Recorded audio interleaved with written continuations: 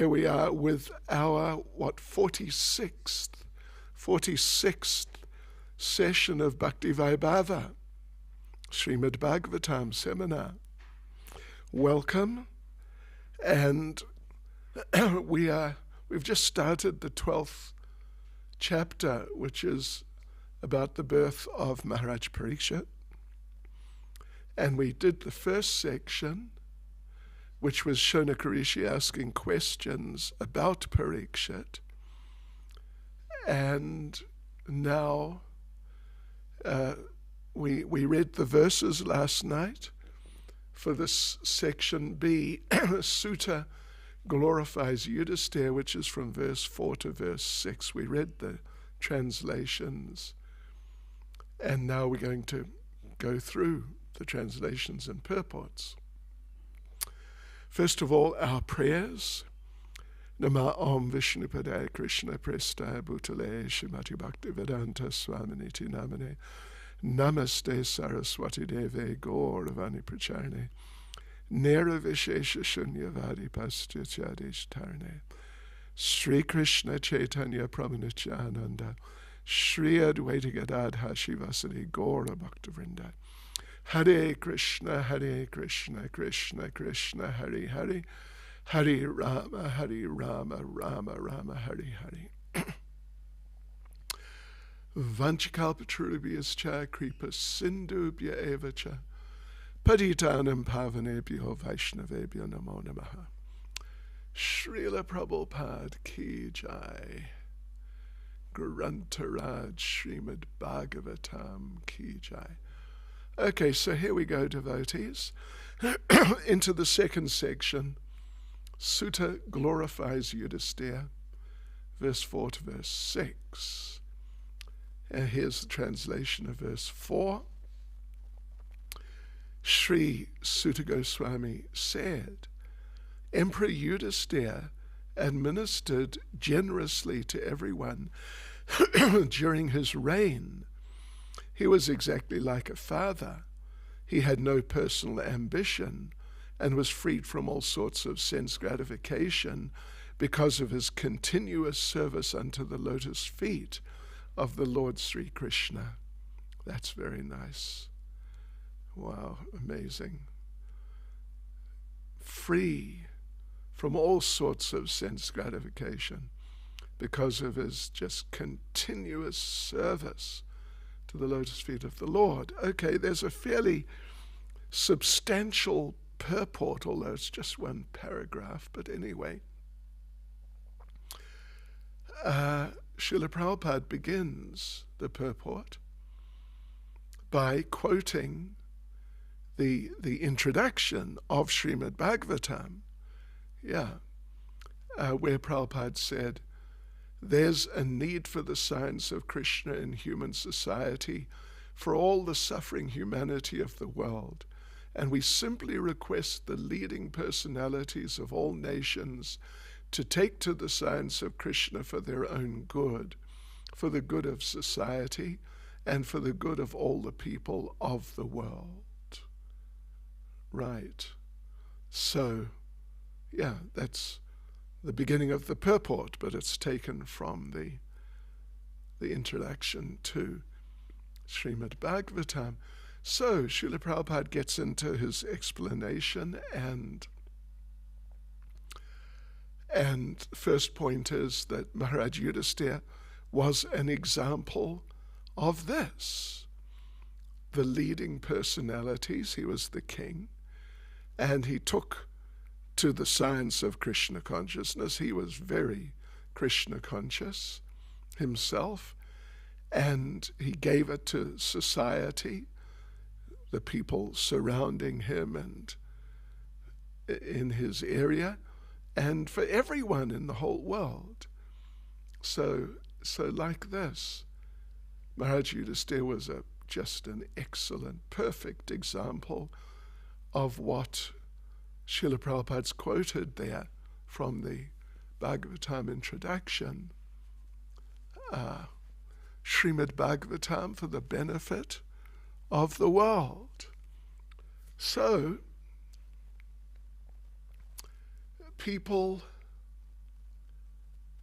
people, Prabhupada makes the point, and he makes it on a few occasions here and there, people, particularly in India, they want specifically Ram Rajya, a government and social situation like when Lord Ram was living.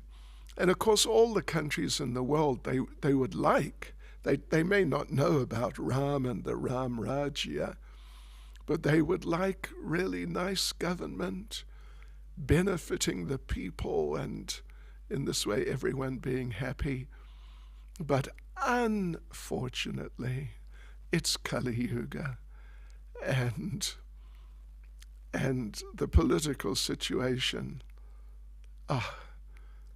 just on the whole, on the average, it's really poor.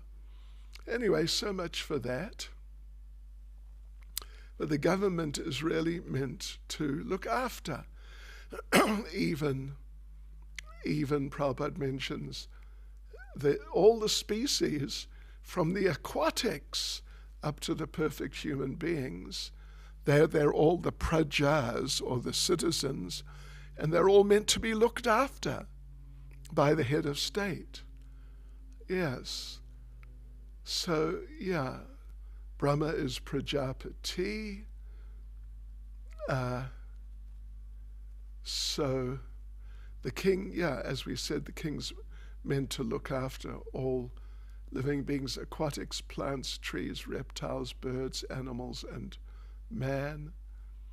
They're all part and parcel of the Lord, and the king is duty bound to protect every one of them. And of course, nowadays, it's just not happening at all, particularly the animals and many of the humans, but particularly the animals are given literally no protection, unless they're dogs or cats, that sort of animal. But even those animals, if they get sick, if they're old and they get sick, they just kill them. They call it putting them to sleep. Yeah. So, it's not the way it's meant to be at all. So, anyway,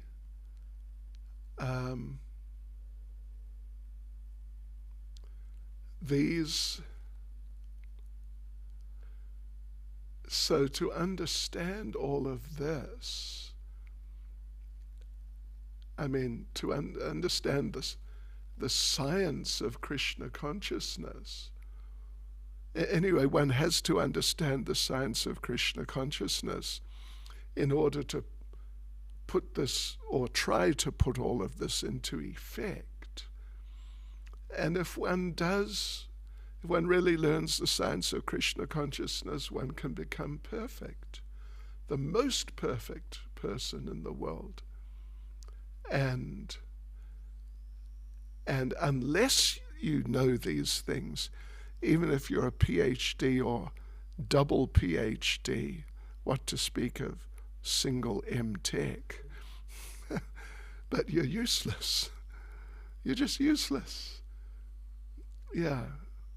Prabhupada says all qualifications without knowledge of the science of Krishna consciousness, all these big qualifications are spoiled and useless. So Maharaj Yudhisthira, of course, knew the science perfectly,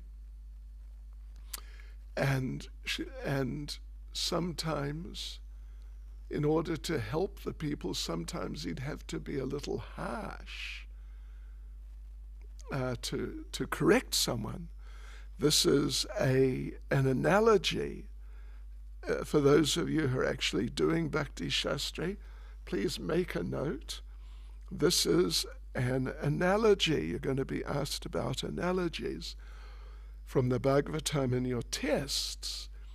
So this is an analogy that the father is sometimes seemingly cruel to the son, But it doesn't mean that the father has lost the qualification to be a father. A father's always a father because he has the good of the son at heart. Yeah, and he wants all of his children to become, all of his sons to become better men than him. And therefore, Yudhisthira, being in this state of mind, he wanted all the people to become fully Krishna conscious, basically. Yeah, to become devotees. And his whole way of administrating and running things was with that in mind as ultimately the main point. Because he knew what's good for them, what's not good for them. The average person may not know what's good for them. I mean, in many cases, they just have no idea, at least in certain respects like diet and lifestyle. Right, so his motto was, all good for the citizens. Yeah, and he knew what was good for them. So, and as the verse said, that he was not involved in sense gratification because he was fully engaged in the service of the Lord. He had no personal ambition to become more powerful by invading some countries or whatever it may be, that sort of thing, become richer. He was simply engaged in the service of the Lord. And as it's another analogy, actually. His idea was everyone must please Krishna, then everyone will be pleased. And that's the philosophy of watering the root of the tree, and then all the different parts of the tree will be looked after very nicely. So there's another analogy for you, well-known analogy. Yeah, so therefore he was always fully engaged, constantly engaged in devotional service. And as a result, all the nice citizens were looked after, facilitated very nicely. Okay, so verse 5. News even reached the celestial planets about Maharaj Yudhisthira's worldly possessions, the sacrifices by which he would attain a better destination, his queen, his stalwart brothers, his extensive land, his sovereignty over the planet Earth, and his fame, etc. Right, so let's have a look at the purport. So, yeah, Prabhupada makes the point that only a really rich and great person is famous all over the world. You know, people may be somewhat rich and somewhat famous in their own city or even their own country, but all over the world is another thing. But Maharaj Yudhisthira was not only famous throughout the planet, but throughout the universe. Yes, because of his good government, his wealth, because of Draupadi, the character of his wife Draupadi, and the strength of his brothers, particularly Bhima and Arjuna, and how he was running the world. Yeah, Loka. He was running the Loka, the whole world. So, yes, people can go to higher lokas if they live properly here, if they do right work. Otherwise, no forceful entrance, no gate crashing. no gate crashing into the higher planets. And yes, very interesting, good point. The tiny material scientists and engineers who have figured out how to travel in outer space a bit, Prabhupada says they will not be allowed entrance into the higher planets. Oh, Krishna, you have to become qualified, not just academically or technologically. You have to become qualified as a person through sacrifice and service. And if you're sinful, then you can't expect that. You can only expect to be degraded into animal life, to suffer. And that, of course, that's also in Bhagavad Gita. So Prabhupada concludes the purport by saying, Maharaj Yudhisthira's good sacrifices and qualifications were so lofty and virtuous that even the residents of the higher celestial planets were already prepared to receive him as one of them. Yes, in other words, his qualification in terms of piety and religiousness and worship like that he was so highly qualified that the people living in the higher planets, they were ready for him to come. They'd already decided, sure, he can come. He's up to the standard. Actually, he was even higher than the standard. Right, verse 6, which is the last verse of this section, which is glorifying Maharaj Yudhisthira. O Brahmins, the opulence of the king was so enchanting that the denizens of heaven aspired for it. But because he was absorbed in the service of the Lord, nothing could satisfy him except the Lord's service. Yeah, just see. That's Krishna consciousness. That really is Krishna consciousness. So, what happened? Yeah, okay, let's have a look at the purport. Let's have a look at the purport. So, Prabhupada says there are two things in the world which can satisfy living beings. Those who are on the material platform, sense gratification, and those who are liberated, only devotional service. Yeah. So, and even the one who's materially engrossed, who's satisfied only by sense gratification, he's not going to be that satisfied, because it really isn't satisfying. And why is that? Prabhupada explains. It's because we are constitutionally servitors, not one who is being served. So, in illusion, people on this planet, people in the material world generally, they think that they are to be served, and they aspire for positions in which they're served. And if there are positions available which involve being a servant, well, they're definitely not very happy about that. But in fact, they end up serving anyway.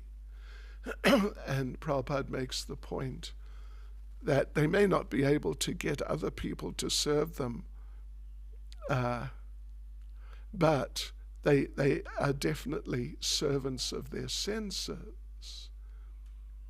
So when a person gets the right realization, the right understanding through the right association, then Prabhupada says when a person understands these things about being a servant, he begs for the service of the Lord and then becomes happy without being illusioned by the prospect of material happiness. So Maharaj Yudhisthira was one of those liberated people, and therefore he was not enjoying, like in the material sense, trying to really get into enjoying the kingdom and all the facility and enjoying his good wife. These things follow automatically for a pure devotee, that they have these things and there's some happiness from them in the course of their devotional service. So these things come to a pure devotee even though the devotee doesn't want them. So Prabhupada concludes the purport, the example set herein is exactly suitable. It is said that one who is hungry is never satisfied by anything other than food. So one who is by nature a servant of Krishna, and that's all of us, will never be satisfied with anything other than service to Krishna. So then the second paragraph, Prabhupada continues the same point about food and hunger. The whole world is full of hungry living beings. Not just for food, shelter or sense gratification. Prabhupada puts in italics, the hunger is for the spiritual atmosphere. Yes. Yeah. That's what they really need. That's what they're looking for, but they don't know they're looking for that. I mean, they don't know how they're going to get that satisfaction, the relief from their hunger, spiritual hunger, they don't know. So, as Prabhupada says, when the living being's hungry for spiritual satisfaction, which they all are, but they don't know it, he is misrepresented by material hunger. He thinks, I'll get sense gratification, and that will satisfy me, but it doesn't. And the leaders, the so-called leaders of the world, they can't see that all the materially well-situated people who should not be hungry in these terms, but they are hungry. You know, the rich people, the powerful people, in these terms, they shouldn't have this sort of hunger, but they have it. But the leaders can't see that, and therefore they don't know how to facilitate getting free from their hunger, their poverty. They're hungry for spiritual food, shelter, defense, and sense gratification, which is available from Krishna. Spiritual sense gratification available from Krishna. So when you get that the real relief from that spiritual hunger, and you get real satisfaction through devotional service, then Prabhupada points out that then you're not attracted by the so-called food of material life. In this context, that food, not actual food, but the so-called food, those things which give material happiness, like going to the heavenly planets. There's something like that. As, who was it, said, Yamunacharya, Tridaspur Akash Pushpayate. The heavenly planets seem like ethereal flowers. The heavenly planets. Useless. Because as Krishna explains in Bhagavad Gita 8:16, from the highest planet, Brahmaloka, down to the lowest. They're all places where people can't satisfy their hunger in this sense. Only in spiritual activity. And then if you're involved in Krishna consciousness, it doesn't matter what planet you're on. The thing is just to be engaged. And ultimately go back to the spiritual world. Okay, so that, devotees, was the end of that section, B, and now section C, the third section. Parikshit protected by the Lord within the womb. From verse 7 to verse 11, Parikshit protected by the Lord within the womb. 7 to 11. So, okay, let me read through the verses. O son of Bhrigu, Shonaka, when the child Parikshit, the great fighter, was in the womb of his mother Uttara, and was suffering from the burning heat of the Brahmastra thrown by Ashvatthama, he could observe the Supreme Lord coming to him. Wow, isn't that amazing? He saw the Lord coming to him. Verse 8. He, the Lord, was only thumb high, but he was all transcendental. He had a very beautiful, blackish, infallible body, and he wore a dress of lightning yellow and a helmet of blazing gold. Thus he was seen by the child. And verse 9 looks like there may not be a purport to verse 8. Looking at my notes. Verse 9, the Lord was enriched with 4 hands, earrings of molten gold, and eyes blood red with fury. As he loitered about, his club constantly encircled him like a shooting star. Okay. And verse 10, which, according to my notes, it seems that also may not have a purport. So verse 10, the Lord was thus engaged in vanquishing the radiation of the Brahmastra, just as the sun evaporates a drop of dew. He was observed by the child, who thought about who he was.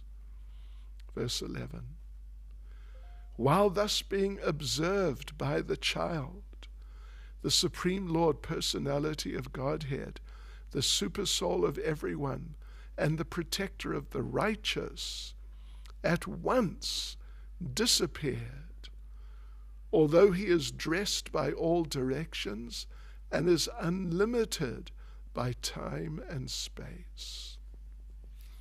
Okay, so that's the storyline, at least, you could say, of this section from verse 7 to verse 11. Let's go through it in detail. Verse 7 translation, O son of Bhrigu, Shonaka, when the child Parikshit, the great fighter, was in the womb of his mother Uttara, and was suffering from the burning heat of the Brahmastra thrown by Ashvatthama, he could observe the Supreme Lord coming to him. So, that's really very significant,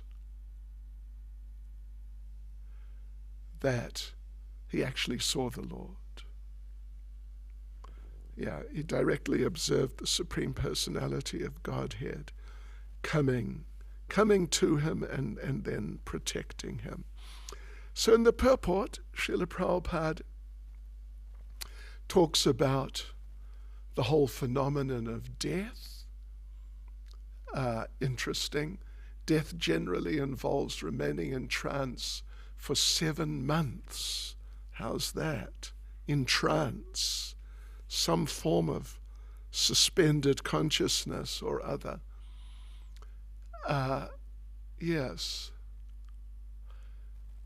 According to the living being, according to their karma, is allowed to enter into the womb of a mother by the vehicle of a father's semen, and in this way gradually develops, Prabhupada says, his desired body based on the state of mind cultivated in the previous lifetime, of course. The child gets a body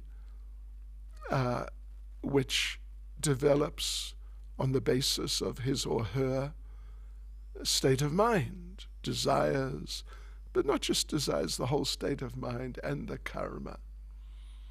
So then eventually after 7 months, the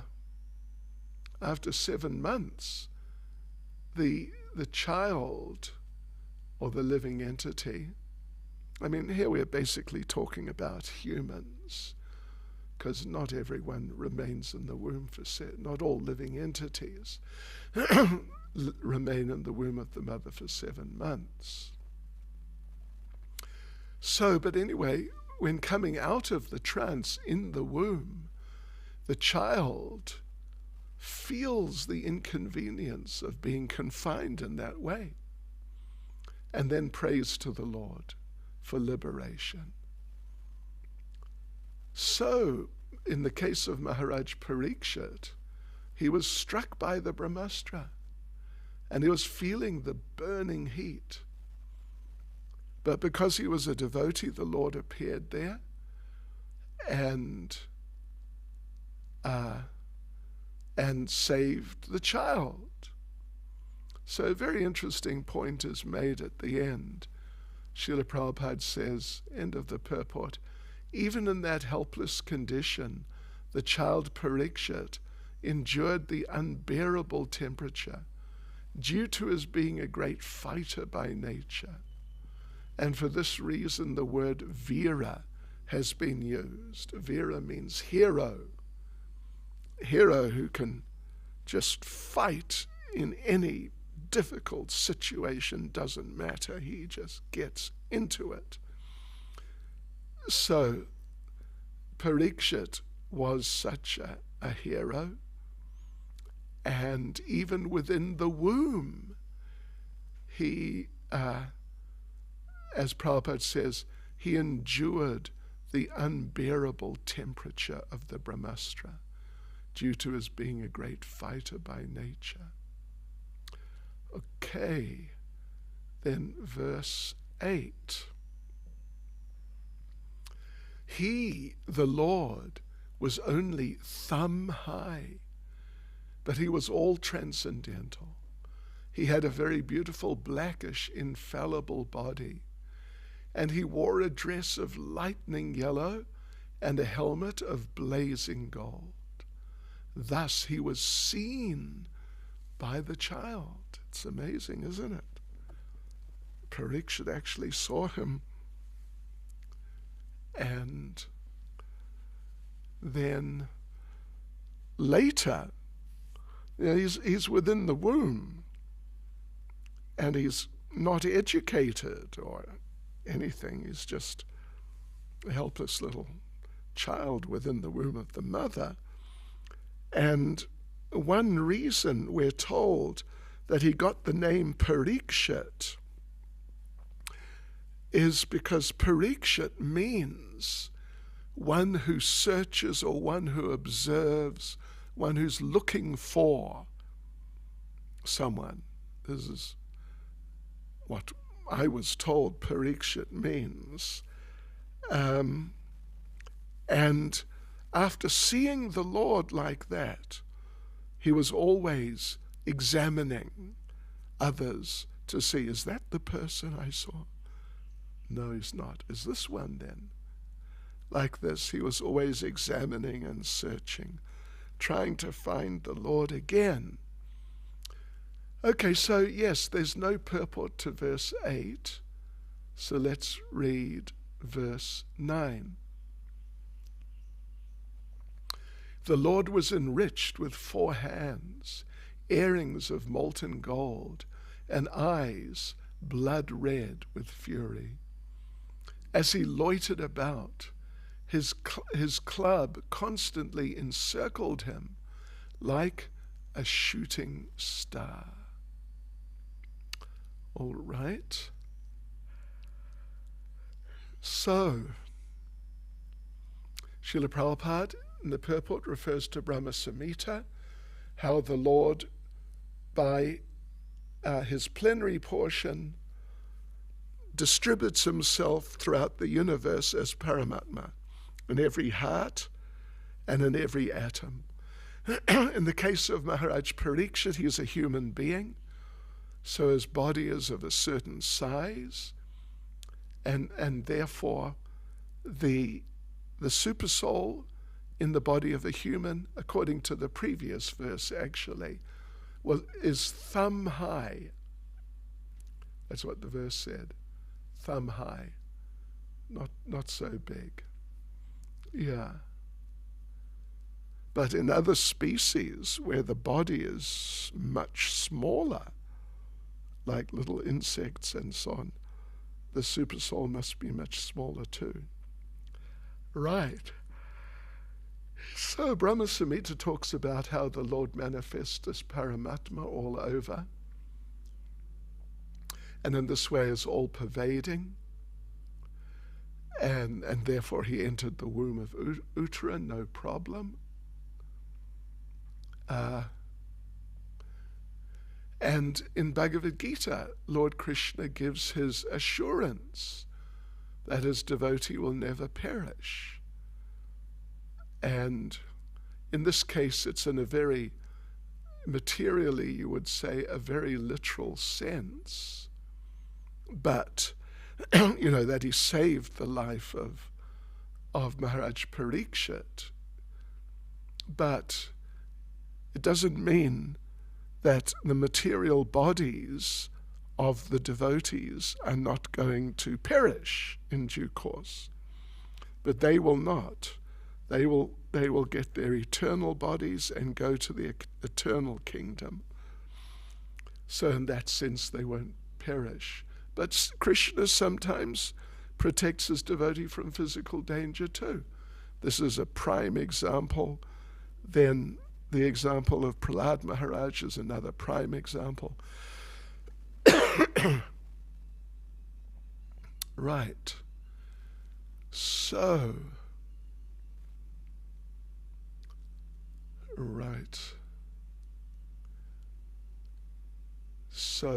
he's very kind. So he becomes he takes a size just suitable to the vision of the living being. Yeah. It's not limited by our calculation. He can become bigger than we can think of and smaller than we can think of. And dantarasta paramanu chayantarastam, as the Brahma Samhita says, the Lord is so small that he's within the atom being the smallest thing. When matter becomes indivisible, you can't divide it any further, make it smaller.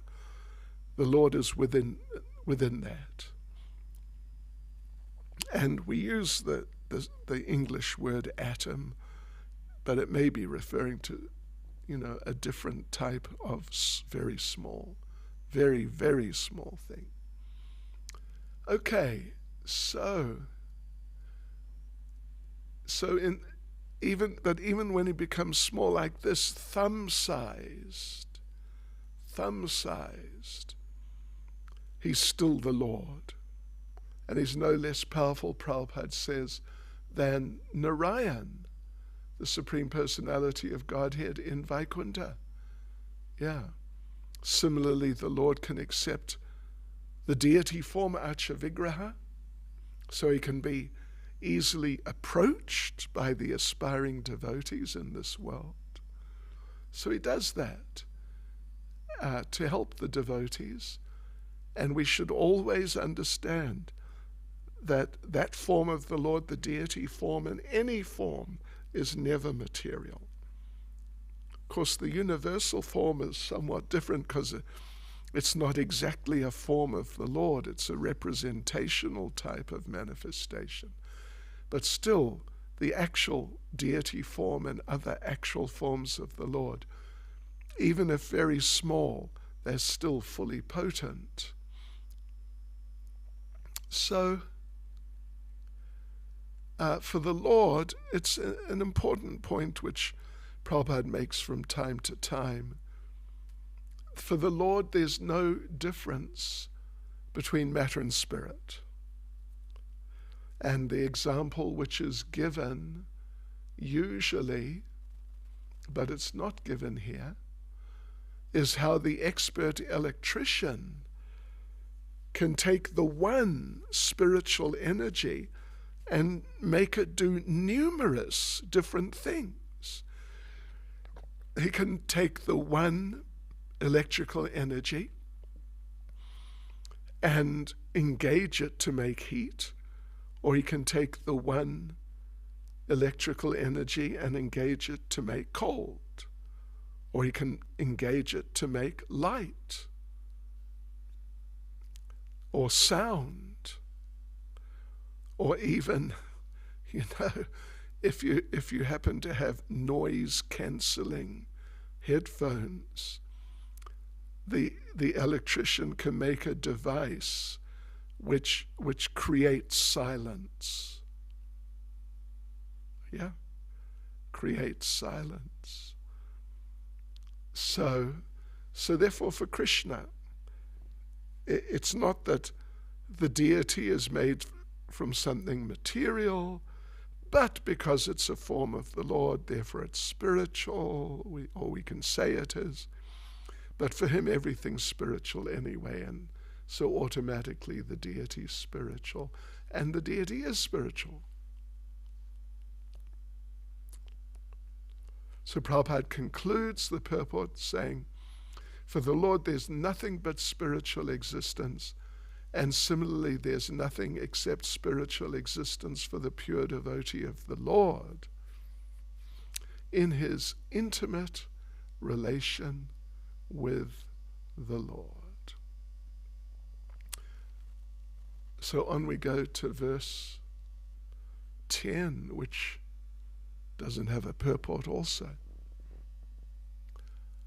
The Lord was thus engaged in vanquishing the radiation of the Brahmastra, just as the sun evaporates a drop of dew. He was observed by the child who thought about who he was. In other words, Parikshit did not know who is this person. Verse 11, while thus being observed by the child, the Supreme Lord Personality of Godhead, the Supersoul of everyone, and the protector of the righteous, at once disappeared, although he is dressed by all directions and is unlimited by time and space. So, okay, let's look at the purport. Parikshit was observing a living being. He didn't know who it was or what it was, but a living being. He was not observing a living being who's limited by time and space. And then Prabhupada goes on to explain there's such a big difference between us and the Lord, because he's not limited by time and space, but we are limited by time and space. Even though qualitatively we're one with the Lord, but quantitatively we're not. Where really there's a huge difference.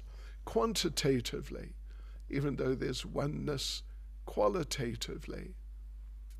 So the Lord is all-pervading, as Bhagavad Gita says, Yena sarvamidam tatam. And we, though, so both we and the Lord are said to be all-pervading. We're all pervading within our body. The Lord is all pervading in all space and time. And therefore, he can appear in the womb of Uttara. We can't.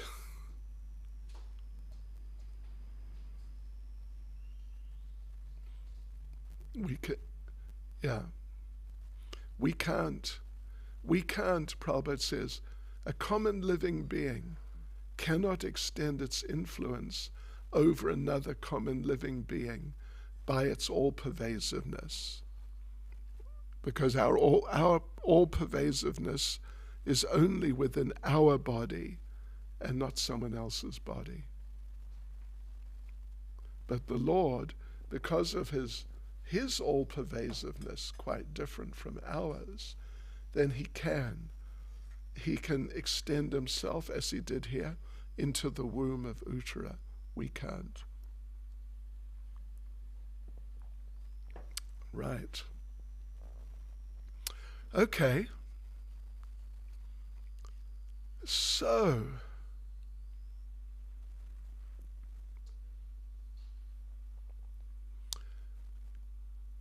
in the verse, it's mentioned that the Supreme Lord he's the super soul that we've already been discussing, but he's the protector of the righteous.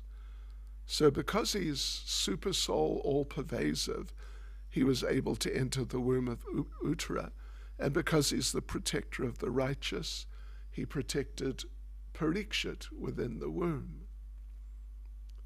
Yeah. And so Prabhupada makes the point, anyone who's a surrendered soul unto the Supreme is righteous and is protected by the Lord in all circumstances. And you know, it's an important point that sometimes the protection of the Lord means that the Lord allows the living being, the body of the living being, to be killed. Sometimes that's his protection, in that he wants the living being to go elsewhere. Yeah, to go elsewhere and do some other things, rather than just carry on in the same old bodily situation. Sometimes that's the protection of the Lord, to take us out of this body and put us into another situation. So anyway, then Prabhupada explains that the Lord also protects the unrighteous. He protects the righteous under all circumstances, but he also protects the unrighteous, but indirectly, by rectifying their sins, by putting them through the school of hard knocks in material existence, so they learn and they become rectified. That's his protection very much. So he's described here as being dressed in garments, being dressed in the 10 directions. This means dressed with garments on 10 sides, up and down. So, yeah, with garments on 10 sides, up and down. And he can appear, disappear as he likes. And so he did that after a while. Actually, he was already there within the womb, but he was not visible. He was always there within the womb, not just at this time. But he made special appearance visibly to Parikshit, and after a while, as the verse 11 says, he suddenly just disappeared. Right. He disappeared, but he was still there. So Srila Prabhupada concludes the purport by saying, he's present everywhere, even in this material womb of Mother Durga, and those who are deserving can see the Lord. Those who are deserving. And for us as aspiring devotees, we are trying to become deserving. So that's the end of that section about the Lord protecting Parikshit. Now section D, the fourth section, from verse 12 to verse 14, is about the birth, the actual appearance of Parikshit when he comes out of the womb of Uttara. So it's verses 12, 13, and 14. Let's read the translations of the verses. There, verse 12. Thereupon, when all the good signs of the zodiac gradually evolved, the heir apparent of Pandu, who would be exactly like him in prowess, took birth. So Maharaj Parikshit makes his appearance. Verse 13, King Yudhisthira, who was very satisfied with the birth of Maharaj Parikshit, had the purificatory process of birth performed by learned Brahmins headed by Domya and Kripa, along with recitation of auspicious hymns. And finally, in this section at least, verse 14, upon the birth of a son, the king, that's Yudhisthira, who knew how, where, and when charity should be given, gave gold, land, villages, elephants, horses, and good food grains to the Brahmins. Right. So let's go through in detail. Verse 12. So we're talking about the birth of Parikshit. Verse 12 to verse 14. Verse 12. Thereupon, when all the good signs of the zodiac gradually evolved, the heir apparent of Pandu, who would be exactly like him in prowess, took birth. So, Prabhupada makes interesting, and it's an important point, at least on the material level, it's a very important point, that real astronomical calculations, not just anybody, not like the astrology little column you read in the local newspaper, not that, but real qualified astrological calculations, Prabhupada says, they are factual. They're not suppositions, they're not guesses, speculations, generalizations. They're very factual and straightforward.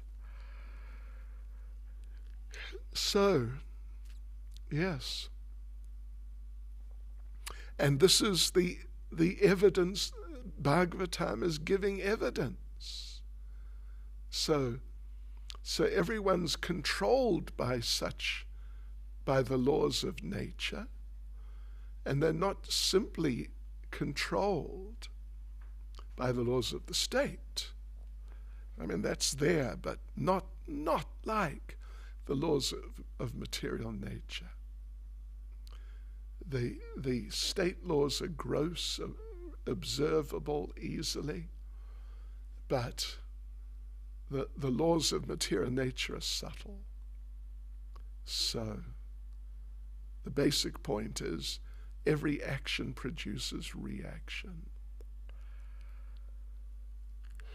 That's the basic nature of the subtle laws of material nature. And Prabhupada makes the point every part of our body is affected by respective stars. Quote, and a living being obtains his working body to fulfill his terms of imprisonment by the manipulation of such astronomical influence. A man's destiny is therefore ascertained by the birth time constellation of stars, and a factual horoscope is made by a learned astrologer.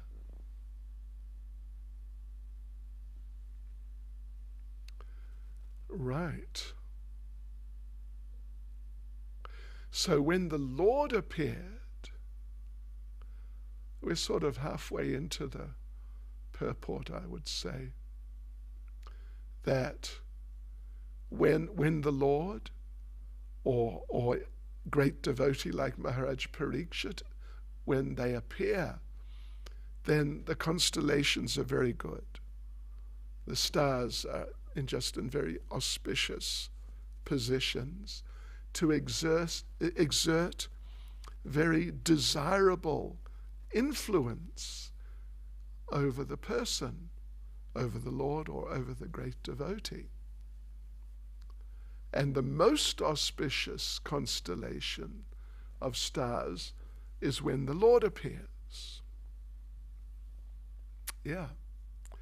And therefore, it's specifically called Jayanti, which, and Prabhupada makes an interesting point, that this word Jayanti is particularly used in relation to the time of the appearance of the Lord. It's a Jayanti, it's a great, great victory, most wonderful, glorious time. So this term Jayanti should not be used for common people like, take a guess, yeah, whoever it may be, Gandhi even. You can't actually have a Gandhi Jayanti or a Nehru Jayanti or these types of things. But you can have Krishna Jayanti, Chaitanya Jayanti, like this. Their appearance times are actually glorious and can then therefore be celebrated like that. So Maharaj Parikshit, not only a great emperor, but great devotee, therefore he couldn't take his birth at an inauspicious time. At the proper, as the verse says, at the proper time and place he appeared, at an auspicious moment. Yes. So this was all arranged by the Supreme Personality of Godhead. And a person can only, well, of course, very well-known point that a person, according to their good or bad deeds, they, in the previous life, they can be born in a nice situation, good wealth, good education, beautiful features, or very inauspicious. Yeah, it depends on the nature of the karma of the person, and it depends on that. So to facilitate the development of a person, some scars are performed, first at the time of conception, then the time of birth, then the different things, hair cutting, first grains, etc., starting education, being married, and etc., and then finally the samskar at the time of death.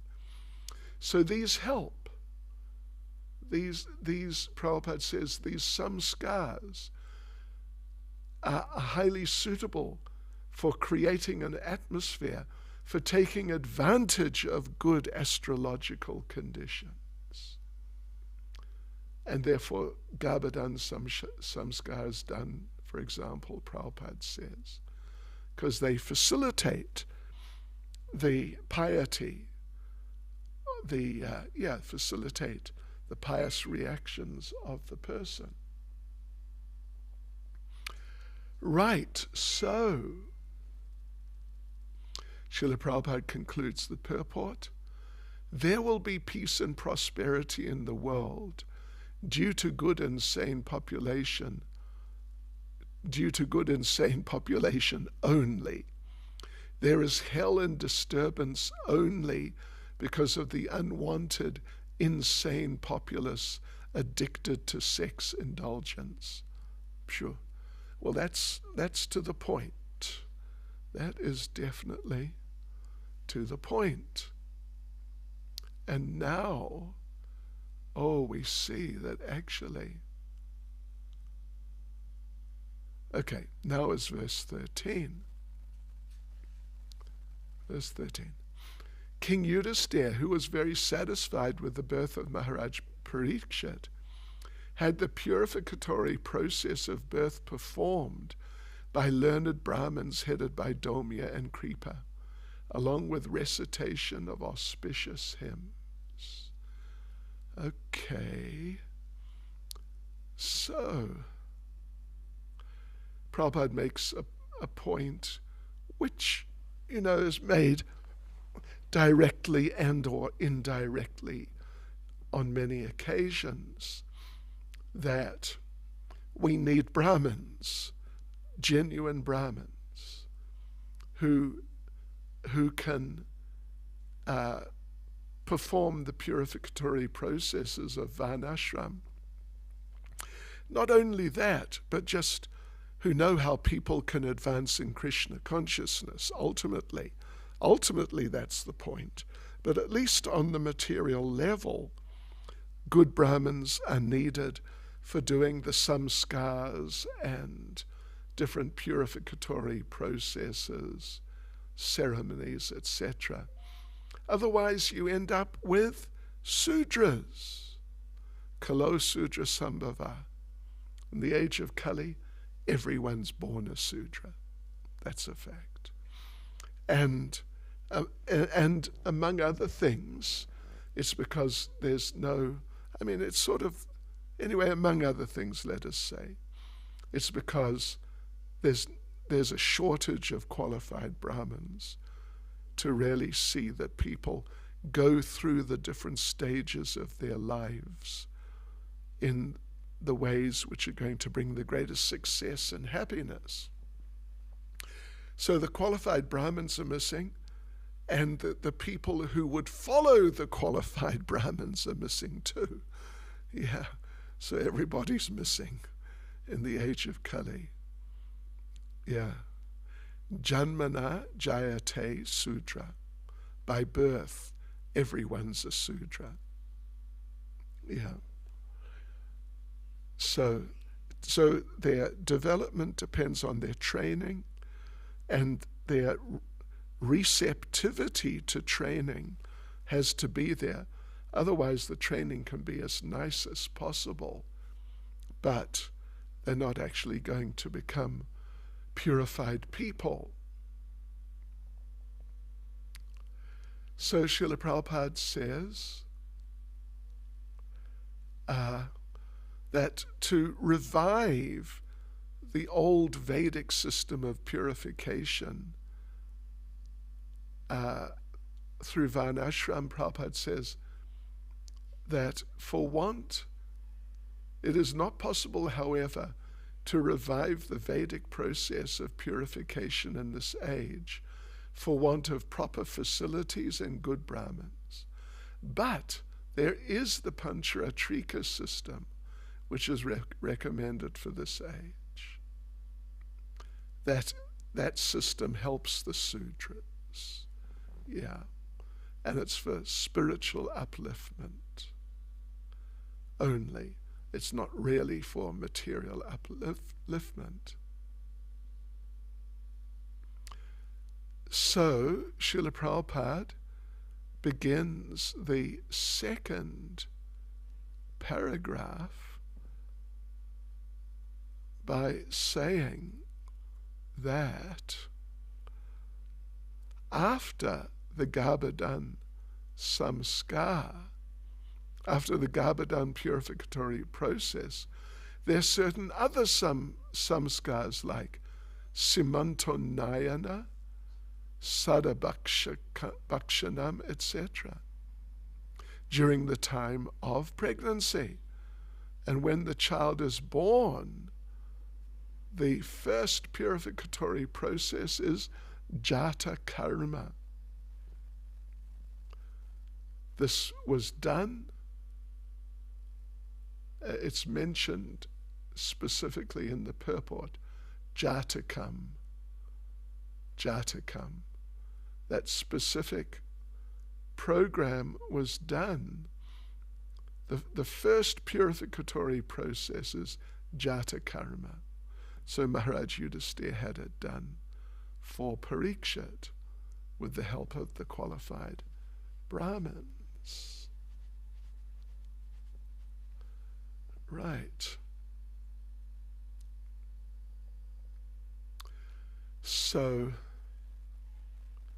these samskars are not just formalities, ceremonies, ways for the Brahmins to collect money. They're not.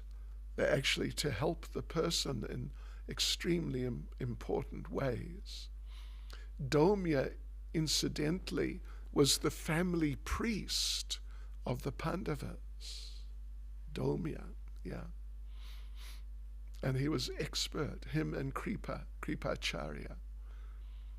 Now, the third paragraph of the purport of verse 13 is basically a life history of Kripacharya, as we've encountered in regard to others.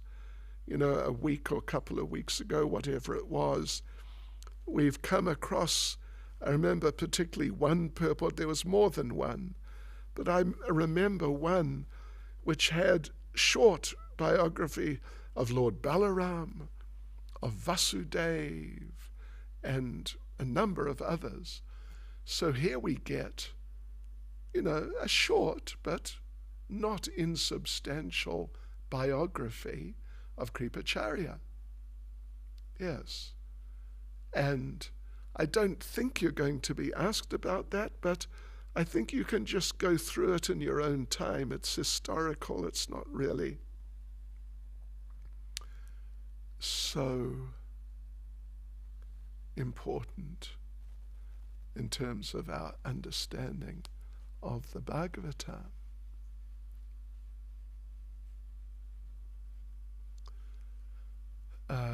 Yeah.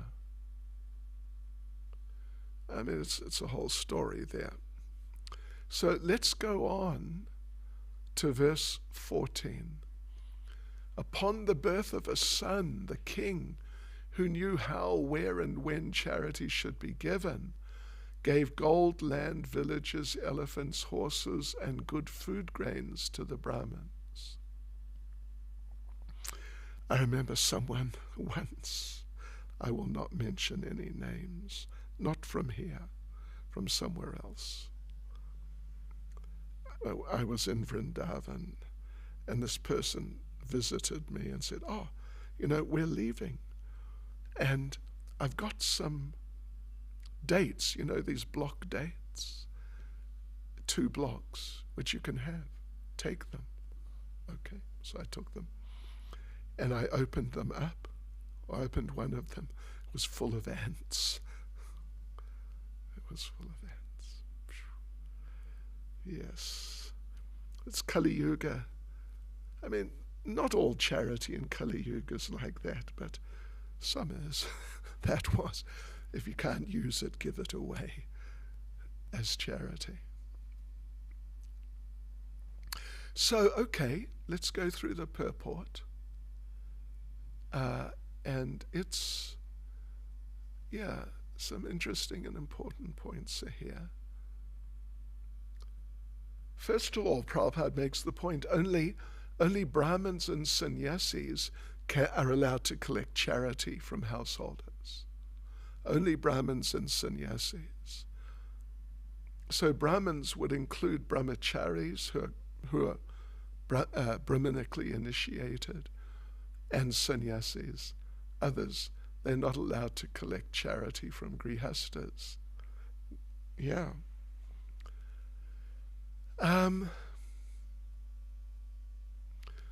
So then Prabhupada goes on to say how at all sorts of different occasions actually, but including when samskars are performed, then the Brahmins are given charity. And as described here, it may be very substantial, given gold, or given land, given a village, given an elephant. I mean, to be given a village, to be given an elephant, I don't know how much they cost, but the elephants are really expensive. And they cost to maintain, I don't know, $100,000 a year or something. Or more, I read. Or, somewhere I heard about that. So it means they were really given some charity. They weren't just given, 50 rands or something like that. Yeah. So therefore the Brahmins, Prabhupada says, they weren't poor. They didn't need to do anything extraneous. They could just do their Brahminical services for the people, and they would be maintained. I mean, not just maintained, but they would be able to live very nicely. But of course, because of the types of people they were, they wouldn't live extravagant lives. So they could just use all their time to help society.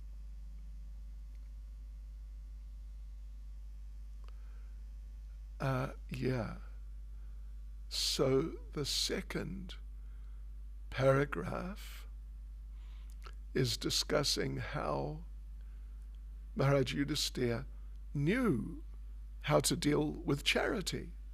I mean, how to give it, who to give it, what to give, all these types of considerations.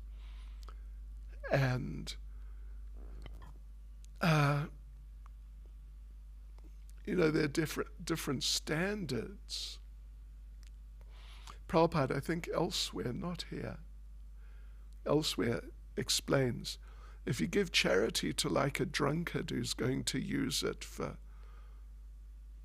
more intoxication, you share in the bad karma. If you give charity to a qualified Brahmin, in the future you'll get the equal amount back. If you give charity to a great pure devotee, you'll get many times back. Like that, in simple terms. There's more details also. So charity is never unproductive. Yeah. It always produces results. And in Shastra, it's definitely said it's best to give to people who are spiritually enlightened. Yeah, people who deserve that sort of charity. And not to the Daridra Narayans, the famous Daridra Narayans of India, just the ordinary poor people in the street who will use it for who knows what. Like I've seen at Radhakund, walking around Radhakund, you get some of these old widows sitting down trying to collect charity. And I've seen, not often, but I've definitely seen that someone has given them a beedi, and they're sitting, it means like a local made cigarette, and they haven't thrown it away. It's there with them, the beedi. So, unqualified giver of charity, unqualified recipient. Yeah, so therefore charity should be given to authorized people, because a wretched poor man is not in a position to accept horses, elephants, land, and villages. The Brahmins can do that. And in this way the Brahmins are maintained properly without anxiety. And then the third paragraph, let's just complete the third paragraph, that Shastra says that while a child is joined to the mother by the umbilical cord, the navel pipe, the child is considered to be of one body with the mother, but as soon as the umbilical cord, the navel pipe is cut, then jata karma has to be performed. Yeah. Now the child is, you could say, independent, physically independent. So the Prabhupada concludes the purport.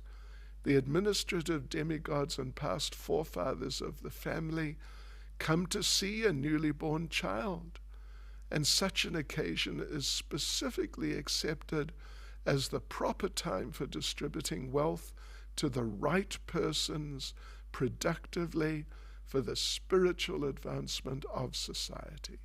Hare Krishna. Srila Prabhupada ki jai.